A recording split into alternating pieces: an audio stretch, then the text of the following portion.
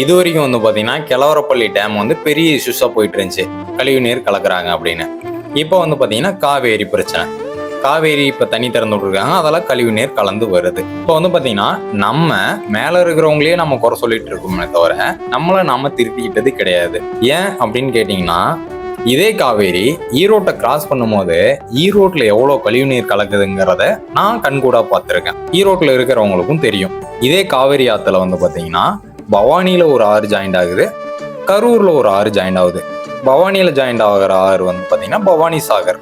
கரூரில் ஜாயிண்ட் ஆகிற ஆறு வந்து பார்த்தீங்கன்னா நொய்யல். அந்த நொய்யல் ஆறு எங்கே உருவாகுதுன்னா கோயம்புத்தூர் வெள்ளிங்கிரி மலையில் உருவாகுது. கோயம்புத்தூர் வெள்ளிங்கிரி மலையில் உருவாகி கோயம்புத்தூர், திருப்பூர், ஈரோடு, கரூர் வழியா காவேரியில வந்து நொய்யலுங்கிற ஒரு இடத்துல கலக்குது. இப்போ நாம அந்த நொய்யல் ஆற்றை கரெக்டா மெயின்டைன் பண்றோமா?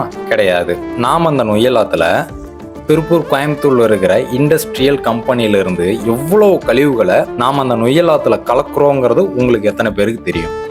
நமக்கு கிடைச்ச ஒரு பொக்கிஷத்தை அதை நம்ம பாதுகாத்து நமக்கு கீழே இருக்கிறவங்களுக்கும் சரி, நமக்கு பின்னாடி வர சந்ததிகளுக்கும் சரி, அதை அப்படியே கொடுக்கறது தான் இதுக்கு நிரந்தரமான ஒரே தீர்வு.